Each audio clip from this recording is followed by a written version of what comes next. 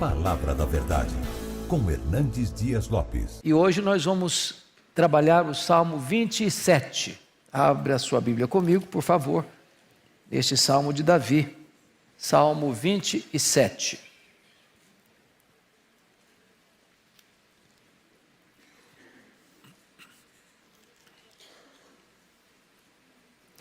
Esse salmo diz o seguinte: o Senhor é a minha luz e a minha salvação.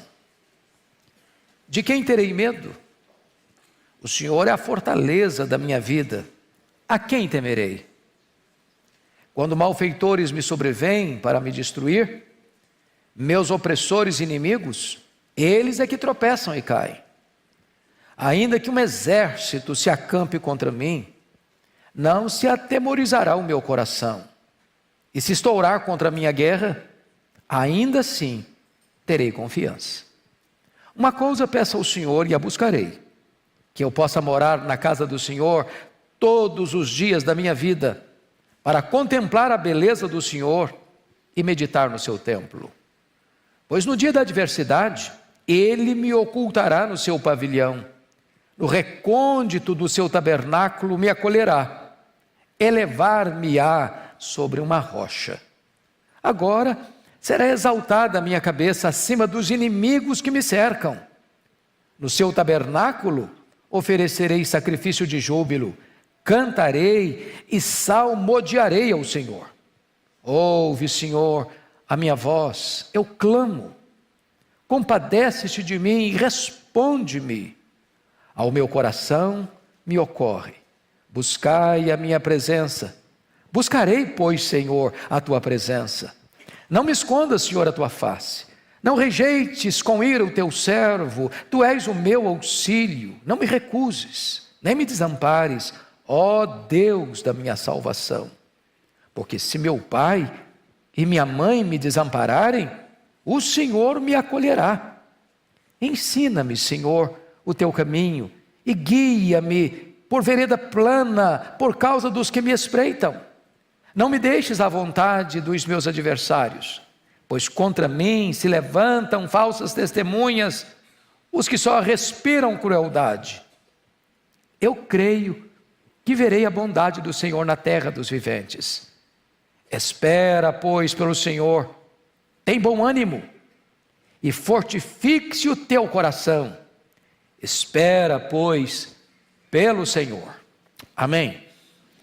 Bom, nós vamos tratar do tema a vitória sobre o medo. Este é o tema central deste poema de Davi. E eu quero começar afirmando que o medo é o sentimento mais democrático entre os homens. Quem de nós nunca teve medo?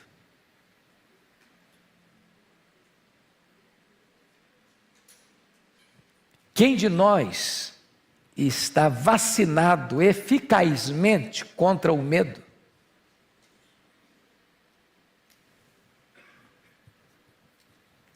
Quais são os seus medos? Há muitos medos. É por isso que a Bíblia traz a ordem mais repetida. Não há nenhuma outra ordem na Bíblia que aparece mais vezes do que esta. Não temas, não tenhas medo. Como Deus não chove no molhado, como as palavras de Deus não são lançadas simplesmente ao ar, mas elas têm um propósito, Deus sabe que você e eu lidamos com esse problema, medo. Há fobias, e muitas. Por exemplo, eu fui descobrir um dia lá no Egito que eu tinha claustrofobia. Eu não sabia. Estava subindo uma daquelas pirâmides, muita gente, muito calor, e de repente me falta o ar. E eu pensei que eu fosse morrer, porque não conseguiria jamais atender uma pessoa em emergência ali. E por providência de Deus, um colega meu estava do meu lado e me disse: fecha os olhos Imagine que você está num jardim florido, um ambiente bonito, e ele foi ministrando ao meu coração, e eu fui me deixando levar pelas palavras dele. De repente o ar voltou nos meus pulmões, e ali eu descobri uma coisa: claustrofobia. Já ficou preso no elevador? Tem gente que só de imaginar ficar preso já fica desesperado. Tem gente que tem medo de lugar aberto, agorafobia. Tem gente que tem medo de lugar alto, acrofobia. Mas nós temos muitos medos, e tantos deles vamos ter que lidar. É claro que o texto não está falando desse tipo de medo, né? De agorafobia, acrofobia, claustrofobia, tantas fobias por aí afora. Mas aquele medo que nos apavora, que nos tortura, que nos tira o fôlego, o sono, o equilíbrio emocional. Davi trata deste assunto. E ele vai mostrar aqui para nós que o medo, no contexto aqui, tem a ver com ataques, com cerco, encurralamento do inimigo, com guerra declarada contra ele. Medo de um problema que você não tem forças humanas para administrar, foge ao seu controle. Inimigos maiores do que você espreitam você. Problemas maiores do que suas forças se erguem contra você. Então notem você comigo como é que Davi enfrenta quem eram esses inimigos. No verso 2, ele diz que eram inimigos violentos, quando malfeitores me sobrevêm para me destruir. Não é para brincar com ele, né? Destruir mesmo. Os inimigos eram difamadores. Olha o verso 12. Não me deixes da vontade dos meus adversários, pois contra mim se levantam falsas testemunhas. Aí veja você, falsa testemunha é quando você não está fazendo coisa errada, mas acusam você de estar fazendo coisa errada. Como acusaram Jesus de blasfêmia contra Deus e de conspiração contra César. Veja você o desejo desses inimigos. No verso 2, eles queriam destruir Davi. E se você olhar no verso 12, eles respiram crueldade. Então, ele não está lidando com inimigo com medo fantasioso, não. Ele tem inimigos de fato, que querem matá-lo, que falam mal dele, que querem destruí-lo. Ele está precisando lidar com esse tipo de coisa. Mas apesar dessa situação, como é que Davi reage a isso? Primeiro, olha aí o versículo 3. Ainda que um exército se acampa contra mim, não se atemorizará o meu coração. Se estourar contra mim a guerra, ainda assim terei confiança. Então ele está mostrando aqui a possibilidade de você não se capitular, não se render à situação mais perigosa que desaba sobre a sua vida. Mais do que isso, olha o versículo 14, a questão de ser corajoso. Olha aí, espera pelo Senhor, tem bom ânimo, fortifique-se o teu coração, espera pois pelo Senhor. É a mesma palavra dada para o jovem Josué, que diante da morte de Moisés, tem o desafio de entrar na terra prometida, vencer os gigantes que estão lá e plantar a nação na terra que Deus prometera a Abraão. Tem que ter bom ânimo, tem que ter coragem, tem que superar não só as circunstâncias, mas também os sentimentos.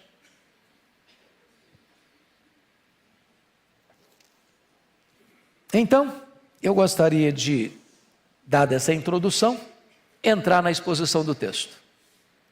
E ao entrar na exposição do texto, eu quero tratar aqui de 3 lições. A primeira delas, você triunfa sobre o medo das circunstâncias adversas por meio da fé em Deus.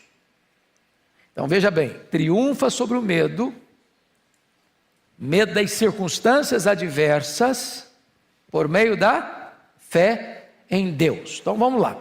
Primeiro, como é que Davi vence o medo? Primeiro, ele vence o medo reconhecendo quem Deus é. Que a solução não está dentro de você. A solução está acima de você. Você não vence o medo que você é um gigante apenas. Você é forte, você é corajoso, você é destemido, porque você enfrenta qualquer situação de peito aberto. Não é assim não. Olha o verso 1 comigo. O Senhor é a minha luz e a minha salvação. De quem terei medo? O Senhor é a fortaleza da minha vida. A quem temerei? Davi não diz, eu sou forte, por isso eu não tenho medo. Eu sou um guerreiro, por isso eu não tenho medo. Eu tenho um exército, por isso eu não tenho medo. Eu sou rico, por isso eu não tenho medo. Eu tenho saúde, por isso eu não tenho medo. Não, ele não está falando isso. Ele se reporta a Deus. E veja você com a descrição que ele faz de Deus aí. O Senhor é o que primeiro? A minha luz. Então, quando fala que Deus é luz, e o Novo Testamento diz lá em 1 de João 1,5, Deus é luz, não há nele treva nenhuma. Luz é um símbolo, não é? Quando você fala em luz, você fala de quê? Você fala de verdade, você fala de justiça, você fala de santidade, você fala de algo que esclarece, que ilumina, que aquece, que purifica, que irradia para todo lado, que avisa do perigo. Mas note que ele não diz que Deus é luz. Deus é o que mais? É a minha luz. Porque não é apenas uma questão de ter consciência de que Deus existe. É a questão de saber que esse Deus que existe, o único Deus, é o seu Deus. Essa é a diferença. Tem muita gente que sabe que Deus existe, mas ainda não tem nenhum compromisso com esse Deus. Mas Deus é mais do que luz. Deus é a minha salvação. Ele não é apenas salvador, Ele é a própria salvação. Mas Ele não é só salvador e salvação, Ele é a minha salvação. E aí você nota no verso 1, parte B, o Senhor é a fortaleza da minha vida. E aqui ele está falando em termos de guerra, ele está falando em termos de cerco, ele está falando em termos de sítio, ele está falando em termos de soldados e exércitos que estouram a guerra contra ele. E não há refúgio que possa trazer segurança. Não há torre tão alta que a seta do inimigo não chegue lá em cima. Mas ele vai dizer, o Senhor é a minha fortaleza. Essa fortaleza não é humana, não é construída com tijolo e pedra, não é uma torre alta que o inimigo não chegue lá. O Senhor é a minha fortaleza. É nele que eu me refugio. E meus amados irmãos, aqui Davi está nos mostrando a primeira razão pela qual você pode vencer o medo. É quando Deus é a sua luz, quando Deus é a sua salvação, quando Deus é a sua fortaleza. Segundo lugar, Davi vence o medo quando sabe que Deus frustra os intentos do inimigo. Olha o verso 2 comigo, pode ler comigo em voz alta? Quando malfeitores me sobrevêm para me destruir, meus opressores e inimigos, eles é que tropeçam e caem. Louvado seja Deus. A ideia aqui no grego, no hebraico melhor dizendo, é desses malfeitores que sobrevêm para destruir, a ideia de uma alcateia de lobos, que vem para atacar, que vem para encurralar você. E aqui a gente poderia pensar em alguns pontos, como Deus vira a mesa a favor dos seus servos, diante desse ataque frontal do inimigo. Vou dar alguns exemplos. Pensa comigo lá em Atos 12. Herodes, Agripa I. Esse termo Agripa I não aparece, nós sabemos disso, tem 4 Herodes mencionados no Novo Testamento. Herodes o Grande, o que mandou matar as crianças de Belém. Herodes Antipas, que era o tetrarca da Galileia, que mandou matar João Batista. Herodes Agripa I, Atos 12, o que mandou matar o apóstolo Tiago e prendeu Pedro para matá-lo depois da festa da Páscoa. E Herodes Agripa II é aquele Herodes que escutou Paulo em Cesareia e disse: por pouco me persuades a me fazer um cristão, lá em Atos 26. Pois bem, esse Herodes aqui mata o Tiago, prende o Pedro em prisão de segurança máxima, 4 escoltas de 4 soldados cada uma. Parecia que o destino estava lavrado. Havia oração da igreja em favor de Pedro. E o que acontece? Deus manda um anjo, vai lá na prisão de segurança máxima, abre as algemas dele, manda ele calçar a sandália, manda botar a capa. Ele vai saindo, as portas vão se abrindo automaticamente, os soldados não estão vendo nada, está acontecendo um milagre diante deles, eles não estão percebendo. Chega, tem um grande portão de ferro e tem um controle remoto na mão do anjo. Ele aperta o controle e o portão abre automaticamente. E o Pedro é liberto. E o Herodes que mandou prender, que parecia que tinha todo o poder, naquela mesma circunstância, ele vai fazer um discurso. O povo diz que ele é um Deus, e ele não dá glória a Deus, e o Senhor manda um anjo, e o fere, e ele é comido de vermes. O placar mudou, a mesa da história virou. É isso que Deus faz ainda hoje. Vamos dar outro exemplo. Você se lembra lá de João, o apóstolo, já velho, lá em Éfeso. Domiciano está reinando desde o ano 81. Segundo Nero, considerado como um segundo Nero, Nero redivivo, massacrando a igreja. Deporta o velho João para uma colônia penal, uma ilha do mar Egeu, a ilha de Patmos. Parecia ser o fim. Parecia ser uma pá de cal jogada sobre a igreja. Mas o que acontece? Todas as portas se fecharam para João na ilha de Patmos, mas Deus abriu-lhe uma porta no céu. E disse: sobe para aqui, e eu te mostrarei, não as coisas que talvez aconteçam, nem as coisas que podem acontecer, eu te mostrarei as coisas que devem acontecer.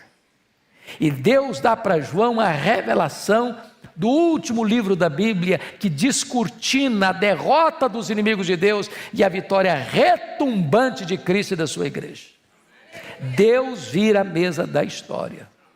Deus muda o placar do jogo, que estava contra nós, estávamos levando de goleada do inimigo, de repente Deus muda o cenário. Me permita mais um outro exemplo. John Bunyan, século 17 na Inglaterra, é um pregador batista, e ele está pregando em praça pública, e naquela época já pregar em praça pública era proibido, e ele prega, e é preso, e dizem para ele: se você parar de pregar, você está na rua. Ele disse: se vocês me soltarem, eu vou para a rua pregar. E ficou 14 anos na cadeia, 14 anos, pelo único crime de pregar a palavra de Deus. Parecia ser uma tragédia, mas foi na cadeia, enfrentando depressão, é que ele escreve O Peregrino, possivelmente um dos livros mais lidos no mundo, depois da Bíblia. Ou finalmente vamos pensar em Maria Tudor. Maria Tudor, filha de Henrique VIII, que assume o governo da Inglaterra em 1553, depois da morte precoce de Eduardo VI, que morre aos 16 anos de idade. Ela massacra os cristãos protestantes da Inglaterra, manda queimar em praça pública os 3 líderes, Latimer, Ridley, Cranmer. Muitos fugiram da Inglaterra para poupar a vida, mas ela morre providencialmente 5 anos depois, 1558, e assume o governo da Inglaterra Elizabeth, que reina até 1603, e ela decreta a volta dos foragidos para a Inglaterra, e eles que haviam tido contato com a reforma no continente, retornam para a Inglaterra fazendo 4 exigências. Queremos uma igreja com teologia pura, com liturgia pura, com governo puro, com vida pura, e desencadeiam na Inglaterra o mais importante movimento de reforma e reavivamento depois da reforma protestante, o movimento dos puritanos. Parecia que ela estava destruindo a igreja, e ela estava só promovendo a igreja de Deus. Sabe por quê, meus irmãos? Ainda que malfeitores me sobrevêm para me destruir, meus opressores e inimigos, eles é que tropeçam e caem. Deus reverte a situação a nosso favor. Terceiro lugar, Davi vence o medo quando pela fé confia, mesmo sabendo que os inimigos parecem mais fortes. Olha o verso 3, você lê comigo? Vamos lá? Ainda que um exército se acampe contra mim, não se atemorizará o meu coração, e se estourar contra mim a guerra, ainda assim terei confiança. Deixa eu fazer uma perguntinha bem pessoal. Você já lidou na sua vida com um problema que você diz assim: ou Deus põe a mão, ou eu estou frito, estou liquidado? Quem já lidou com uma situação assim na vida? Ah, ainda bem que eu não estou sozinho.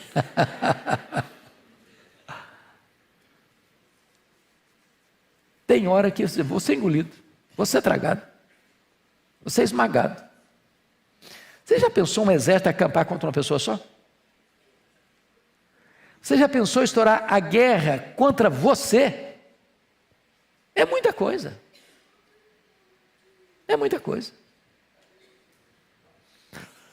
Mas Davi, ele mesmo, isso não é retórica não, isso é fato, aconteceu com ele mesmo.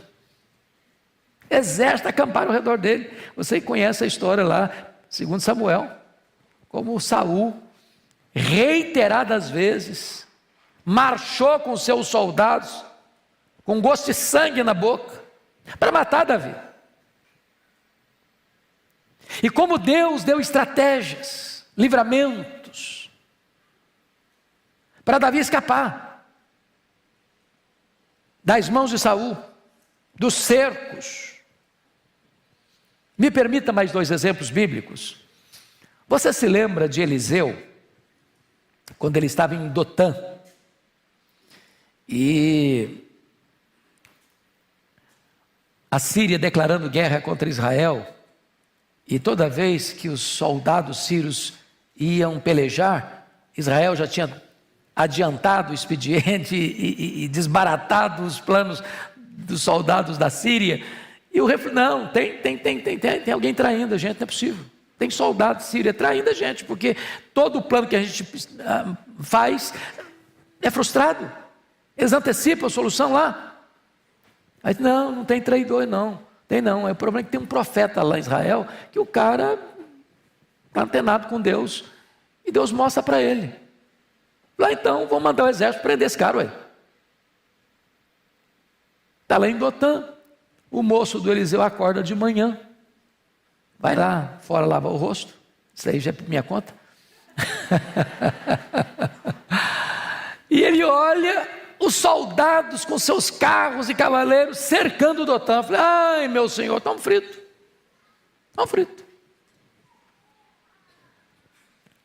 O Eliseu não se intimidou, não se amedrontou e fez uma oração: Senhor, abra os olhos desse moço, para que ele veja. E quando Deus abriu os olhos do Geazi, ele viu cavalos e cavaleiros de fogo cercando o acampamento, número maior do que os soldados sírios. E agora Eliseu faz uma outra oração: Senhor, agora fecha os olhos dos soldados. Pediu para abrir os olhos do Geazi, fecha os olhos dos soldados inimigos. E eles ficaram cegos, temporariamente. E aí Eliseu vai guiando esses soldados cegos do exército inimigo até a cidade de Samaria. E agora o profeta ora: abre os olhos deles, Senhor. Quando eles abriram os olhos, eles estavam dentro da capital de Israel, vulneráveis aos soldados de Israel. E o rei Israel perguntou: vamos matá-los? O profeta: não vai matar não.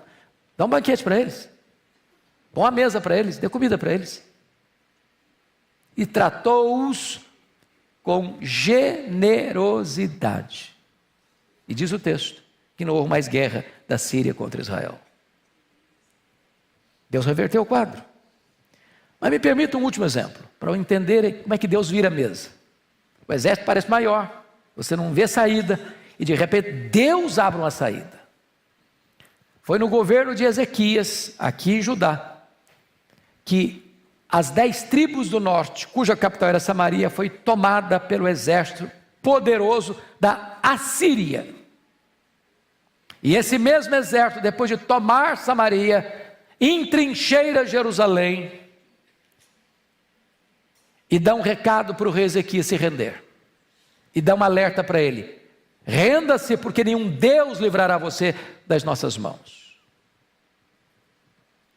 O rei Ezequias, aflito, consulta ao profeta Isaías.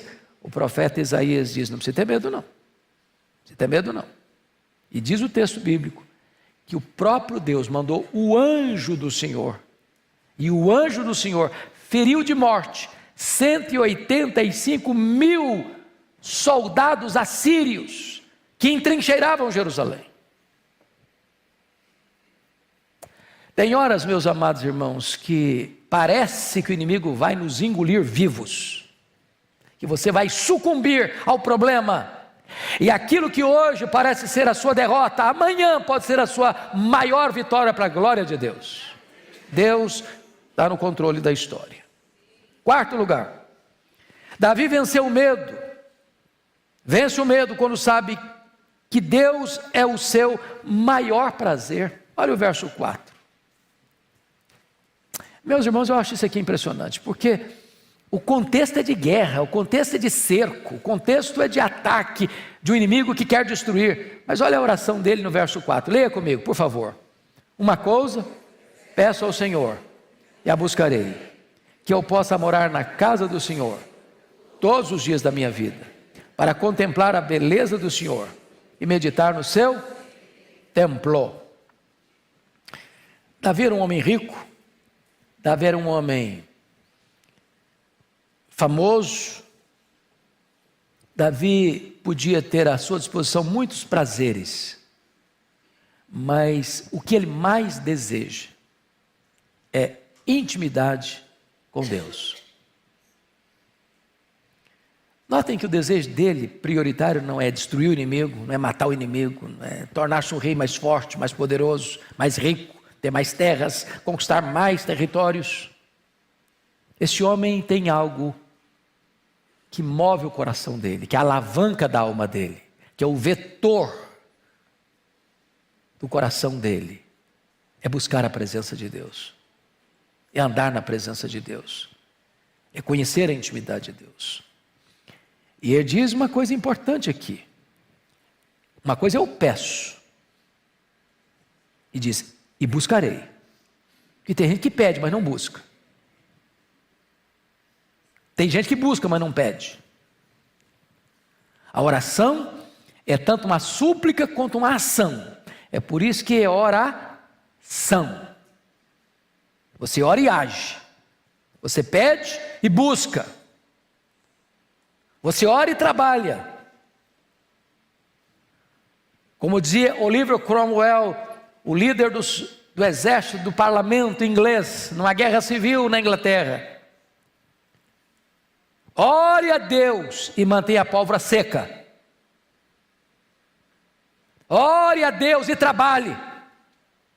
Ore a Deus e haja. Porque tem gente que acha que oração é um substituto da ação. Ele ora e cruza os braços. Não, é orar e agir. Orar e agir. Uma coisa eu peço ao Senhor e a buscarei, que eu possa morar na casa do Senhor quantos dias da minha vida? Até o problema ir embora, depois que o problema foi embora também não preciso mais nada de Deus. Porque a gente pede a Deus só na hora do aperto, do sufoco. E Ele quer habitar na casa do Senhor, não alguns dias, todos os dias da sua vida. Para fazer o quê? para contemplar a beleza do Senhor e meditar no seu santo templo. Ele quer Deus mais do que as bênçãos de Deus. Quinto lugar, Davi vence o medo quando sabe que Deus é o seu protetor. Olha o verso 5, leia comigo de novo. Pois no dia da adversidade, ele me ocultará no seu pavilhão, no recôndito do seu tabernáculo, me acolherá, elevar-me-á sobre uma rocha. Ô irmãos, o que significa isso? Dia da adversidade. Nem todo dia é dia de adversidade, concordam? Tem dia que você está tranquilo, tem dia que é dia de festa, né? Está lá em Eclesiastes 2. Há tempo para viver, há tempo para morrer, há tempo para juntar, há tempo para espalhar, há tempo de rir, há tempo de chorar. Tem dia que é dia de chorar mesmo. É dor, é luta, é prova, é vale, é inimigo te espreitando, é inimigo querendo te destruir, é situação difícil em casa, é situação difícil na família, é situação difícil na saúde, é situação difícil para todo lado. É o dia da adversidade. O dia da adversidade é o dia que parece que o inimigo cresceu e você diminuiu. É dia que parece que a força está toda contra você e você está completamente desidratado, sem ânimo, sem força. Mas olha o que ele diz aí: no dia da adversidade, Deus me ocultará no seu pavilhão. Vamos entender essa palavra pavilhão aí, porque é como se Deus lhe desse o melhor abrigo no pior perigo. Pavilhão é o lugar mais protegido do acampamento. Por exemplo, você sabe que o próprio Davi, quando tinha batalhas e guerras, mesmo sendo rei, ele ia junto. Então o que era o pavilhão? Era o local do acampamento de guerra mais protegido. Era o quartel-general daquele que comandava as forças do exército, com as suas proteções, com a sua proteção mais fortalecida. Não se chegava no pavilhão. O inimigo podia atacar na borda, do lado, na fronteira, mas o pavilhão no centro era o lugar mais seguro. Por exemplo, por que Brasília está no coração do cerrado brasileiro? Por que Washington não está num litoral? Você acha que apenas por preferência é esse lugar mais bonito que outro? Não. Isso é estratégico. É muito mais fácil você atacar o litoral do que você atacar o centro do país. Mais protegido, mais guarnecido. Então note vocês que ele está dizendo que nesse dia da adversidade, onde o inimigo vem com toda a sua fúria, com todo o seu ataque, com todas as suas armas, com todo o seu arsenal, com toda a sua virulência, nesse dia, Deus coloca você dentro do pavilhão. Dentro do pavilhão, lugar mais seguro. Mais seguro. E mais, agora eu vou usar não uma linguagem de guerra, mas uma linguagem espiritual. No recôndito do seu tabernáculo me acolherá. Você se lembra da tentação que fizeram com Neemias, lembra disso? Quando os inimigos tentaram de todo jeito derrubar o Neemias, não conseguiram, eles conseguiram corromper um sacerdote para dizer para Neemias: Neemias, eles vão te matar. Você quer escapar? Se esconda dentro do templo. Por que dentro do templo? Porque ninguém podia entrar dentro do recôndito do templo, a não ser quem? O sacerdote. Se Neemias, que não era sacerdote, se escondesse dentro do templo, aí sim dariam a ele o motivo de ser morto. Estaria quebrando uma lei espiritual. Quando Davi, numa linguagem figurada, porque veja vocês, na época de Davi nem templo tinha ainda. Vocês sabem disso. Quem construiu o templo, ele está falando do tabernáculo. Ele usa a palavra templo. Mas o templo só foi construído depois que Davi morreu. Mas quando ele diz Deus me oculta no seu tabernáculo, no recôndito, lá dentro do tabernáculo, ele está usando essa linguagem espiritual. Que Deus põe você naquele local onde ninguém pode entrar para atacar você.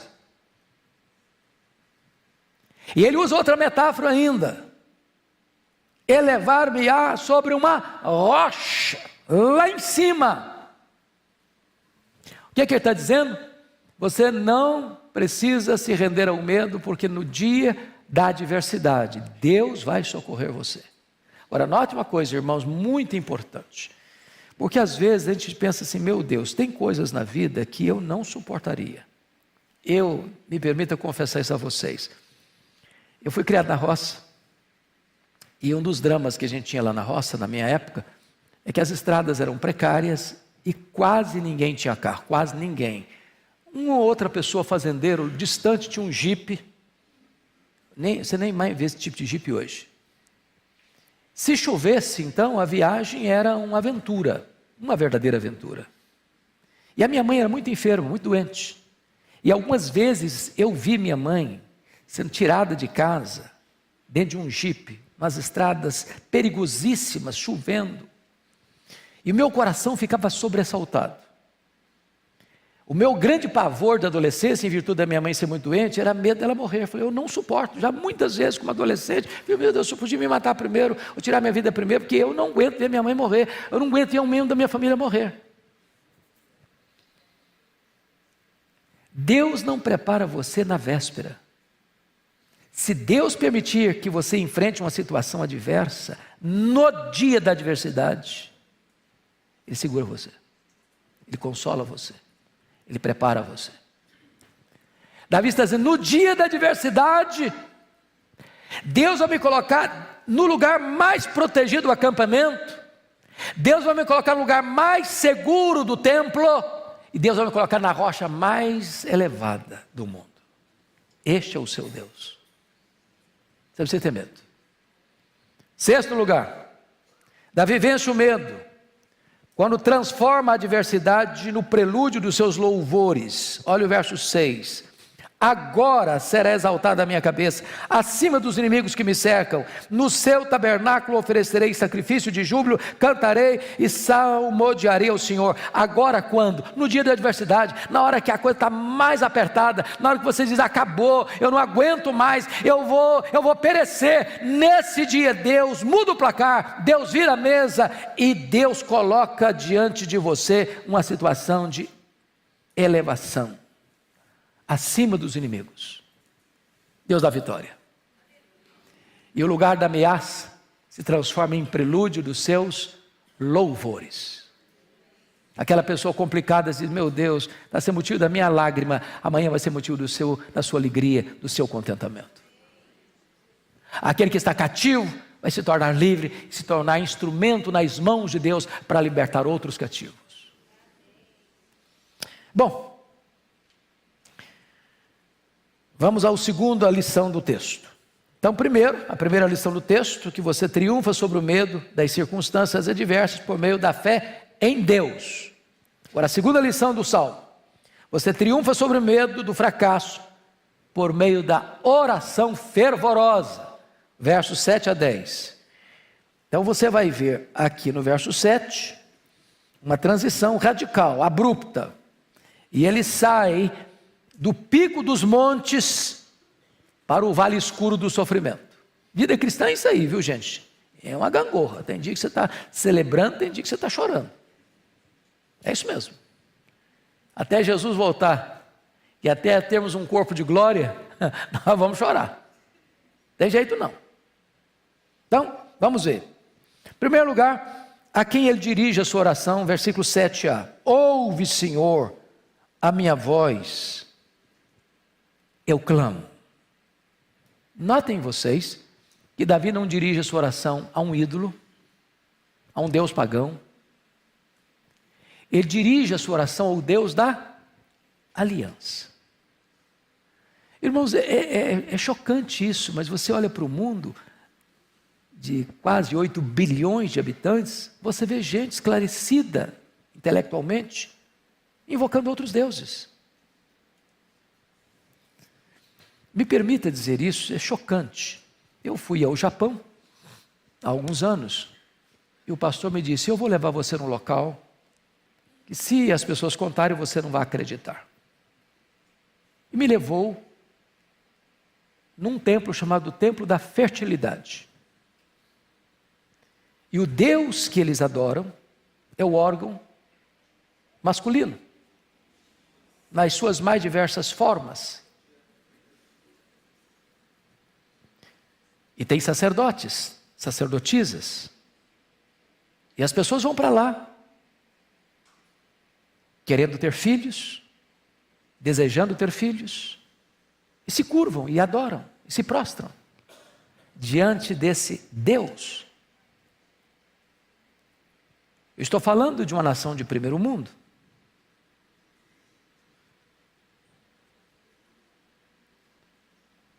Aí fui à capital, um templo shintoísta, e tem uma bacia gigante, com incenso, aquela fumaça. E as pessoas chegando, quase que mergulhando dentro daquela bacia, tentando jogar aquela fumaça, como se fosse uma fumaça divina, para dentro delas. Ou você vai para a Índia, que tem 1 milhão de deuses, até a vaca é deusa lá. E as pessoas se curvando diante de tantos ídolos, de tantos deuses. Mas Davi está dizendo o seguinte: ouve, Senhor, a minha voz, eu clamo. E Senhor aqui é o Deus Jeová, é o Deus da aliança, é o Deus da promessa. É o Deus que nos ama e demonstrou o seu amor, dando-nos o seu Filho. Então não é questão de orar, é a quem orar. A quem orar. Mas em segundo lugar, o que ele pede em sua oração? Olha o verso 7b: compadece-te de mim e responde-me. Davi não chega diante de Deus estadiando direitos, mostrando suas virtudes, requerendo ou exigindo de Deus, ou decretando para Deus: eu decreto, eu ordeno, eu proíbo. Não, ele chega pedindo o quê? Compaixão, misericórdia. Irmãos, notem isso. É impossível que alguém em sã consciência se prostre diante de Deus sem que reconheça a grandeza de Deus e a insignificância humana. Só mantém soberba no coração, primeiro, quem não conhece a Deus. Segundo, quem não conhece a si mesmo. Honestamente, quem de nós ousaria dizer para Deus: Deus, eu sou uma pessoa maravilhosa. O Senhor foi muito feliz quando me escolheu, porque se o Senhor não tivesse me escolhido, o Senhor teria cometido um erro estratégico imenso. Só um louco faria isso. Só um louco.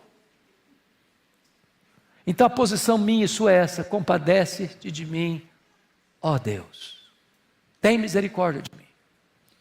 Terceiro, o que ele anseia em sua oração? Olha comigo o verso 8: ao meu coração me ocorre, e aí ele cita: buscai a minha presença. Deus está dizendo isso para você e para mim. Deus sempre disse isso para o seu povo: buscai a minha presença, buscai a minha presença, buscai a minha presença.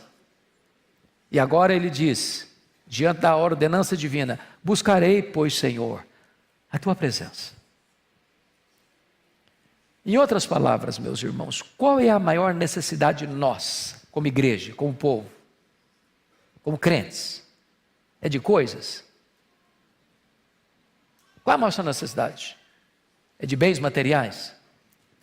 É de uma casa mais bonita? De um carro mais novo? De um salário mais robusto? Essas coisas são boas, essas coisas são legítimas. Você pode pedir isso em oração.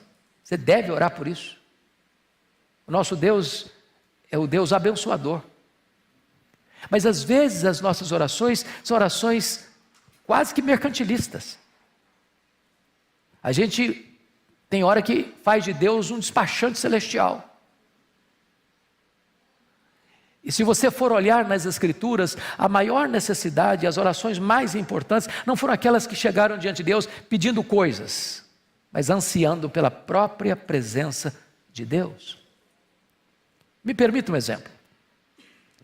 Vocês se lembram quando Deus se irou contra o povo de Israel, lá em Cades Barneia? O povo havia construído, pelas mãos de Arão, um bezerro de ouro. E adorado aquele bezerro de ouro. E Deus tomou a decisão de eliminar o povo. E começar um novo povo por meio de Moisés. Aí Moisés intercedeu pelo povo. E Deus ouviu a oração de Moisés e perdoou o povo. Aí Deus disse para Moisés: olha Moisés, eu vou cumprir minha palavra. Eu vou levar este povo à terra prometida. Eu vou enviar um anjo. Mas eu não vou com vocês. A minha presença não irá com vocês. E qual foi a oração de Moisés? Senhor, se tu não fores conosco, não nos faça subir. A terra prometida é boa. Um anjo do nosso lado é muito importante. Mas a maior necessidade nossa não é da terra, nem mesmo de um anjo. É da tua presença. Porque o Deus das bênçãos é melhor que as bênçãos de Deus. A maior necessidade nossa não é de coisas, é de Deus. E esse entendimento é a chave da virada de uma vida espiritual que tem significado. Pois bem, vamos agora observar outra coisa. O que tem Davi a colocar, o que ele teme, o que ele teme de fato na sua oração diante de Deus? O que apavora o coração de Davi? Porque ele disse que ele não tinha medo do exército, ele não tinha medo do acampamento do inimigo cercá-lo, ele não tinha medo, estourasse contra ele a guerra. Mas uma coisa ele tem medo. Do que ele tem medo? Versículo 9 demonstra isso. Você pode ler o 9 comigo? Vamos juntos? Não me esconda, Senhor, a tua face. Não rejeites com ira o teu servo. Tu és o meu auxílio. Não me recuses, nem me desampares da minha salvação. Agora vamos entender isso aqui. Se você ler a bênção araônica, ela traz o brilho da face de Deus sobre nós. Quando Deus resplandece o seu rosto sobre nós, significa que Deus está tendo favor, Deus está se agradando do seu povo. Mas quando o povo pecava, a face de Deus não estava mais com o povo. A presença de Deus se ausentava do povo. Qual o maior temor que você e eu deveríamos ter?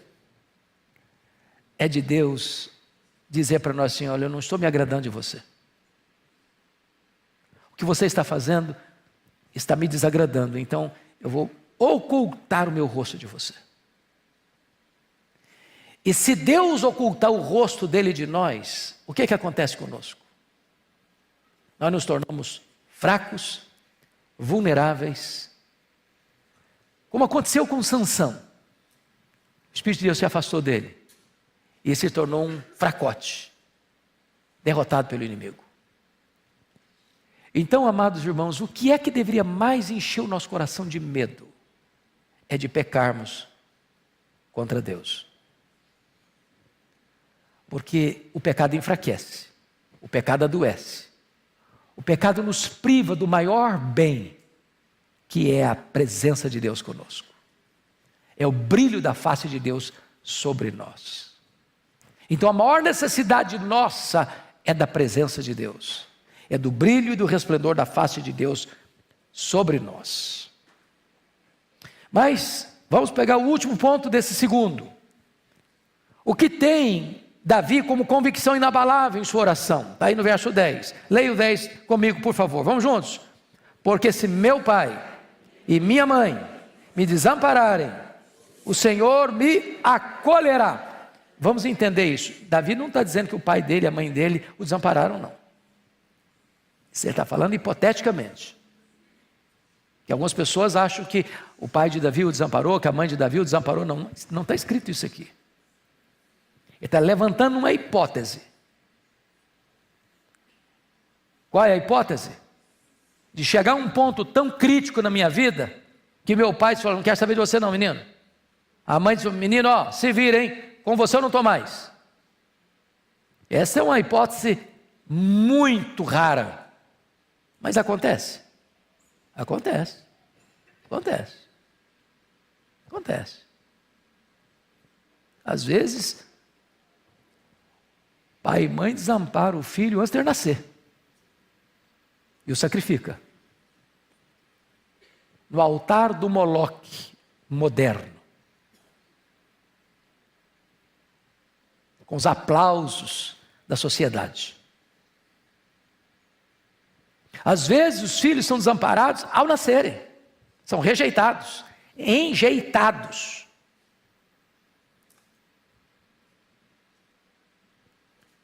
E Davi está dizendo que ainda que, na pior das situações humanas, o pai e a mãe desamparassem, Deus não desampara. Ou seja, não é apenas que o inimigo ataque você não precisa ter medo. É ainda que aqueles que mais deviam estar do seu lado sejam contra você, Deus não vai desamparar você. Porque pai e mãe gostam de filho, não é porque o filho é bom não é porque a filha é virtuosa não é verdade. A gente gosta de filho, apesar dos problemas deles. E parece que quanto mais o filho dá trabalho, mais a gente tem que botar dose dupla de amor. Não é assim mesmo?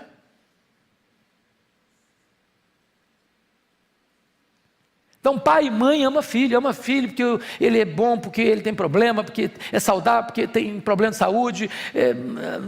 Pai e mãe ama filho quando ele tira 10 na prova, quando ele 0 também na prova, ama do mesmo jeito. Você não ama seu filho porque ele é um sucesso. Você ama seu filho porque ele é seu filho. Mas chega um momento que pai e mãe podem desamparar filho. Mesmo assim, o Senhor me acolherá. Louvado seja o Senhor. Mas vamos ao último ponto para a gente encerrar. Você triunfa sobre o medo do futuro agora, por meio de uma viva esperança. Esse é o terceiro ponto da mensagem. Triunfa sobre o medo do futuro por meio de uma viva esperança. Versos 11 a 14. Primeiro, Davi se vê um peregrino na caminhada da vida, versículo 11. Ensina-me, Senhor, o teu caminho, e guia-me por vereda plana por causa dos que me espreitam. Olha você que ele precisa de mapa e ele precisa de guia. Ensina-me, Senhor, o teu caminho. É o mapa. Mas guia-me pela vereda plana é o guia. Você tem que ter mapa, você tem que ter guia. O mapa é a Bíblia. O guia é o Senhor Jesus. Está precisando disso. Tem hora na vida que se você deixar você por conta própria, você se perde. Tem hora que o Waze bota você em caminho errado. Google Maps bota você em enrascada. Mas esse livro é o mapa de Deus. Tendo o Senhor como guia, você vai caminhar por veredas de justiça. Segundo, um homem vulnerável ante adversários cruéis. Olha o versículo 12. Não me deixes à vontade dos meus adversários, pois contra mim se levantam falsas testemunhas, os que só respiram crueldade. Meus irmãos, o que Davi está dizendo é o seguinte: Senhor, se o Senhor não me proteger, eu não vou aguentar, porque os meus adversários, se eu ficar à vontade deles, exposto ao propósito deles, eles vão me arrebentar, eles vão me quebrar, eles vão me derrotar, eles vão me matar, eles vão me destruir. Até porque, Senhor, eles não usam armas leais. Não é uma questão de enfrentamento justo. Eles usam armas falsas, como está escrito aqui: contra mim se levantam falsas testemunhas. Os estudiosos dizem que isso aqui tem a ver lá com o fofoqueiro chamado Doeg. Lembra lá do Doeg? Davi está fugindo de Saul, para lá, e o sacerdote dá para ele o pão da proposição, estava com fome, e depois o Doeg disse: olha, tem uma conspiração aqui, viu, Saul, contra você, esse sacerdote aí está mancomunado com Davi para trair você. E aí o Saul, louco que era, chegou lá e confrontou o sacerdote, e o Saul resolveu matar o sacerdote, e todos os sacerdotes, eram 85. Mas nenhum soldado de Saul quer pegar arma para matar o sacerdote. Aí o fofoqueiro, o Doeg, que fez a denúncia falsa, Saul falou: você vai matar. E o cara teve que pegar a espada e matar homens de Deus. Falsa testemunha. Terceiro lugar, um espectador por tempos de refrigério. Olha o verso 13. Ele está olhando o cenário e agora ele mostra o desejo do coração dele. Eu creio que verei a bondade do Senhor na terra dos viventes. Eu creio que verei a bondade do Senhor. Quem crê aqui que Deus vai trazer um tempo de refrigério para a gente?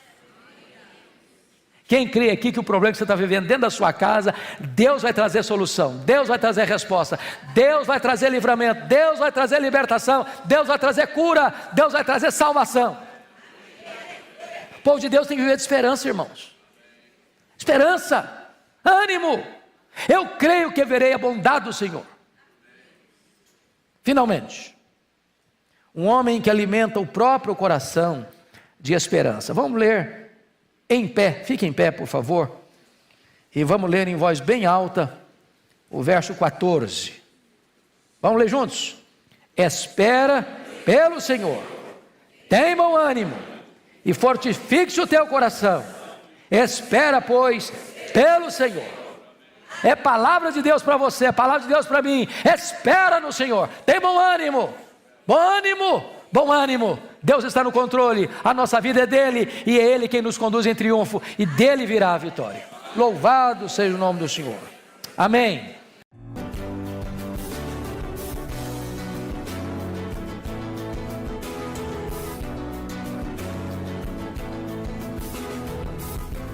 Palavra da Verdade, com Hernandes Dias Lopes.